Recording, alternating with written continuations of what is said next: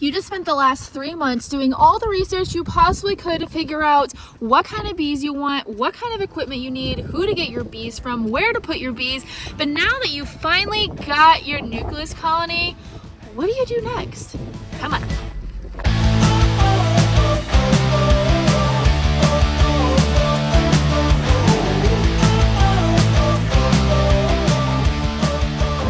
So before we get started, I want to tell you guys a little story first because I'm amazed and I want to know what you guys think.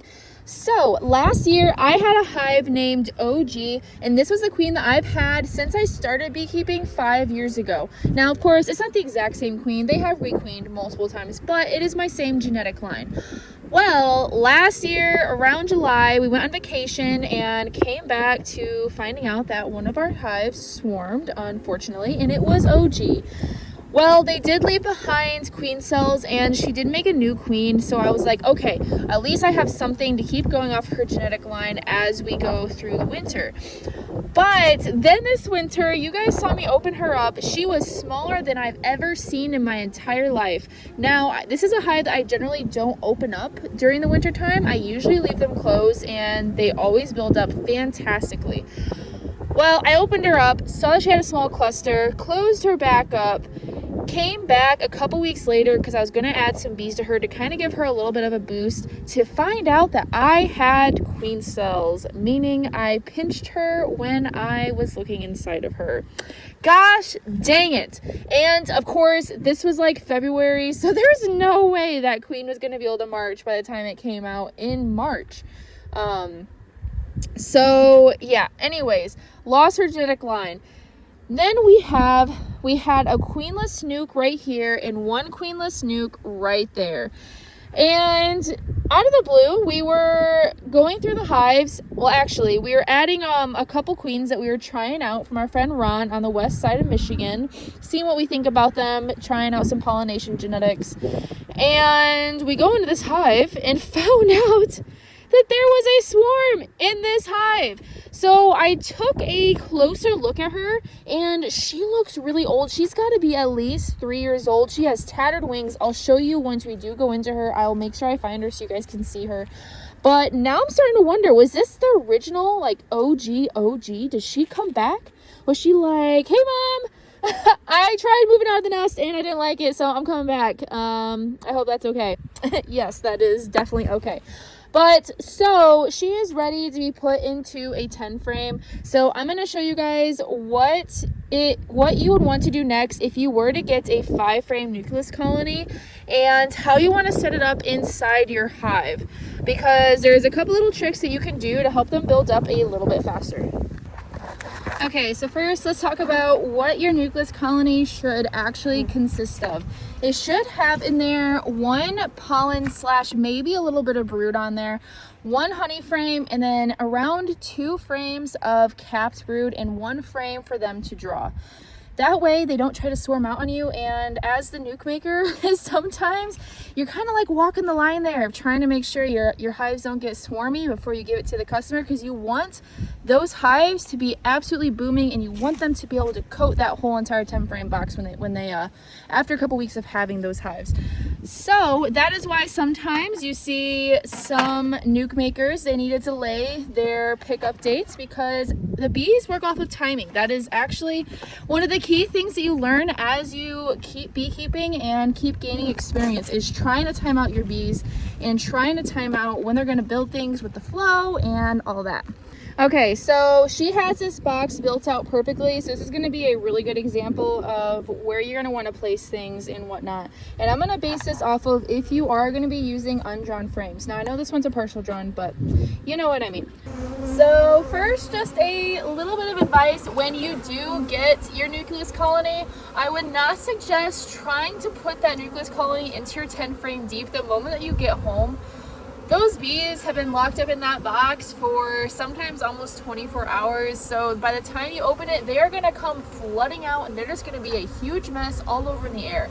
Now, they will find their way to your hives But the only other thing is that if you are a new beekeeper, it can be a little stressful having all those bees flying around you. So just save yourself a little bit of a headache, and when you bring it home, pop open the little flap on the very bottom so that they can start orientating to that location. You want to put the nuke box right on top of where you want your hive to be. Place your hive there, put the lid on, put your hive on, your nucleus colony on top of it, so that way they can orientate to that location and they don't have to try to do it two different times in different locations.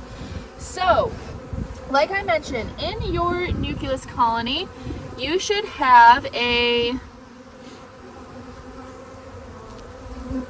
around 2 frames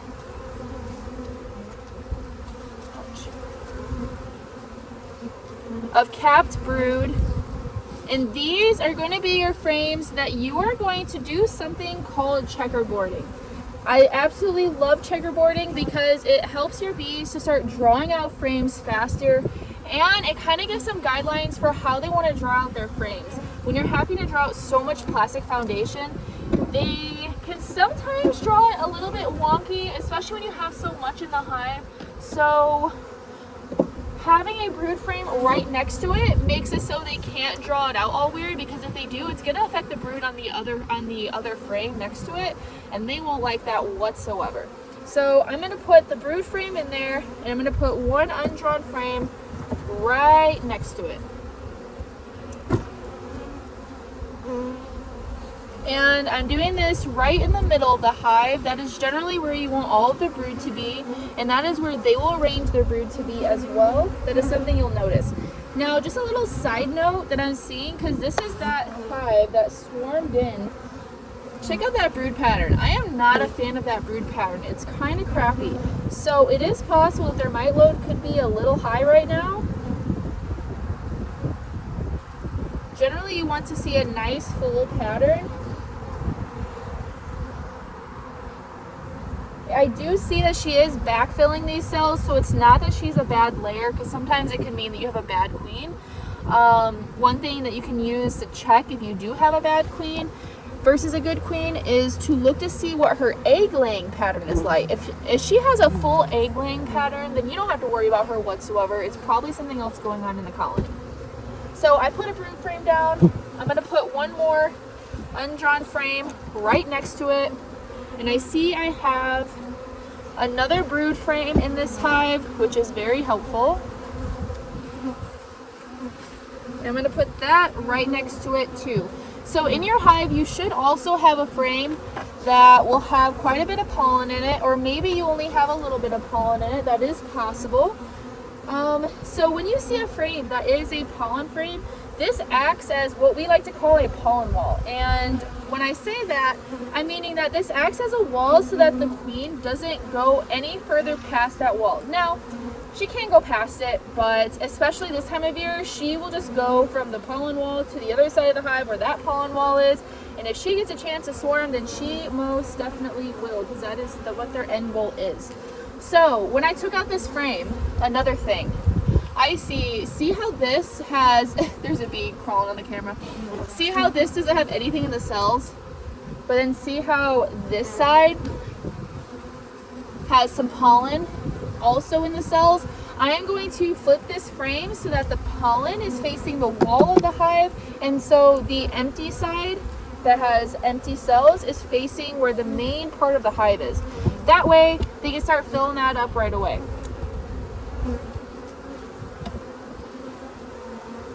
So because that one didn't have any honey in it, I'm going to put another undrawn frame right there for them to draw out. And the reason I say that is you will have a honey frame in this hive. And just a general rule of thumb, don't ever put plastic foundation, don't ever put any sort of frames for them to draw out next to a honey frame. You'll regret it, trust me. I've made this mistake so many times. And they will draw out that honey frame that is already drawn and has honey in it as far as they possibly can, to the point that you can't even get that frame that you put in there out, because it's then invading the other frame's space. Bees, they work really hard and they're very productive, but they're also lazy. So they don't want to work harder than they have to. Now this is a great example of a pollen and bee bread frame. I bet you all of my honey is in that top box that you saw, but for the sake of the video, I did just want to show you guys.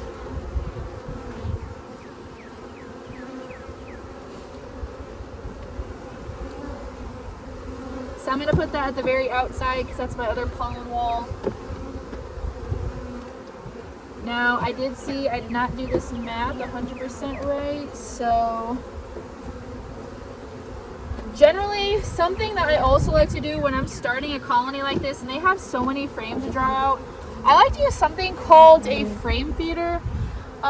It depends on what size you get for how many frames it takes up, but the ones that I like the most are 1.5 gallons to 2 gallons, and they take up the space of 2 frames. And the reason I say this is nice is because bees perform better in a smaller space. So if you were to put a frame feeder in this hive, you would then not have to put in 2 extra frames, so they can just go to town on what they have, and once they start getting built up and they start like having everything filled out, then you pull that feeder frame and you put in 2 more frames checkerboarded in so that you then get your full 10 frames.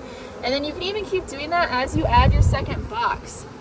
It's kind of like a little tool that I have in my back pocket that is an absolute game changer, and I didn't even find it until 2 years ago. And that kind of helps a little bit too with trying to feed your nucleus colonies if you aren't really hitting a flow yet, which, depending on when you get them, the beginning of May, it doesn't really start hitting until mid-May in Michigan for a flow. But you never know, it could come early. So since I know not everybody is going to have a feeder frame on hand, I'm going to show you what I would do instead. So this right here is your honey frame that you have on the outside of the hive. Then you have a brood frame, an undrawn frame, a brood frame, an undrawn frame, a brood frame, undrawn, and then a pollen frame. So since you do have 2 extra frames that you do need to get into this colony, otherwise they will make their own way and make their own comb, and that's another nightmare and a mess that you don't want to deal with. So I'm going to scoot over this brood frame, and instead I'm going to space it out so that there's 2 of these right together. I'm going to move this one over.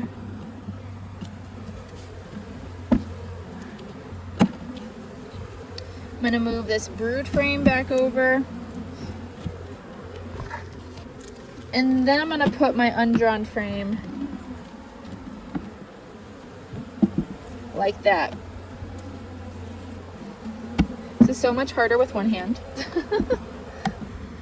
Okay, so since you have all that brood, don't worry about there not being too many bees yet. They are going to all emerge from their cells, and they will just start coating all of the frames. That is why, like I said, we usually like to sell our nukes. That's why a lot of nukes you get have so much brood, and that's why sometimes it takes a little bit longer because of that timing to make it sure that that nuke is 100% ready by the time that you get it. So when all of that emerges, they will be able to coat all these frames, and they will start going to town working these out. Now, the reason I'm not just putting these in a big, huge, like 4 stack of undrawn frames in the middle is that they could just kind of get frustrated when they have their brood separated like that. Or if you were to put it on the outside, a lot of times they do completely ignore those frames. So that is another way you could do it as well if you don't feel comfortable enough to put 2 frames like this in between brood frames. You could put this frame and this frame on the very outside of the hive, and once they draw these out, then you could rotate those in between brood frames to checkerboard like we are here. Now, personally, I know that it's not going to get too cold, so you don't really have to worry about any sort of chilled brood by now. So that is something that you generally have to worry about if the nights are going to be under 50 degrees. So you wouldn't want to have the brood nest separated like we do here, but since it is May now and it generally is going to be warmer from here on out, since it should be summer now, you would think, in Michigan, then you don't really have to worry about that so much. Okay, so one of the other questions and another thing that I did when I first started beekeeping, should you add on that second box that you bought in that little like beginner beekeeping package that you got? take my advice and wait to do that.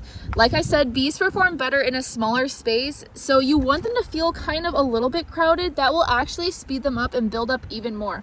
But also on top of that, the bees have to patrol all of that space inside the hive from invaders, and they have to control the temperature. So if they don't have enough bees to really kind of fill that space, it's going to be really hard for them to build up because they're constantly having to combat different pests invading and coming in. They're not able to patrol every single ounce of that hive. So small hive beetles could hide in different places, a wax moth could fly in. Also, it's going to be a lot harder for them to control their temperature because it's such a bigger space than the cluster that they actually have. So I would wait until they build up that entire box, then throw that baby on. Alright, as you guys saw though, there was another story, a second story on that hive that we need to put inside this box. And the reason I'm moving him into this box is that she is laying so fast and so many eggs that she's already trying to lay swarm cells. So to prevent them from swarming, I'm going to give her space so that she can actually lay. But one of the other questions, and probably one of the other things that you'll see when you do get your nucleus colony, is should you be feeding your hive with sugar water or should you be feeding pollen patties? So pollen patties, generally you get your nuke probably in May. Once there's actually flowers and whatnot going. So keeping that in mind, there are going to be flowers that they are able to collect pollen from, so you don't really have to worry about that. They don't like to take down pollen patties if they already have a natural source of pollen, but I don't blame them. We like the real thing with our food too, so yeah. But when it comes to sugar water, so that is personal preference. You don't have to feed with sugar water, especially in May time, because there is some nectar coming in and it will be hitting a flow soon. But if you do feed your hive, they will build up 10 times faster. So for the first 2 weeks, feeding like a 1-to-1 sugar to water ratio would help your hive out immensely. They will be able to build out and draw out those frames pretty quickly so that they can start setting themselves up for the winter time and collecting honey. And I've even heard some people are actually able to get honey in their very first year. Now remember though, Casey always likes to say that having bees is like planting strawberries. You don't get your first harvest the first year. You have to put the work in and then wait until the next year to get your first harvest. But there are some rare circumstances where they do have more honey than they actually need for the winter. So in that case, you might be able to get a little bit of honey, but don't count on getting too much. I will say that. It's better to give your bees enough food to make it through the winter than not enough food whatsoever. Okay, so, and I wanted to show you guys what she looked like too. Now I am going to leave some of these the way that they were, but I want to give her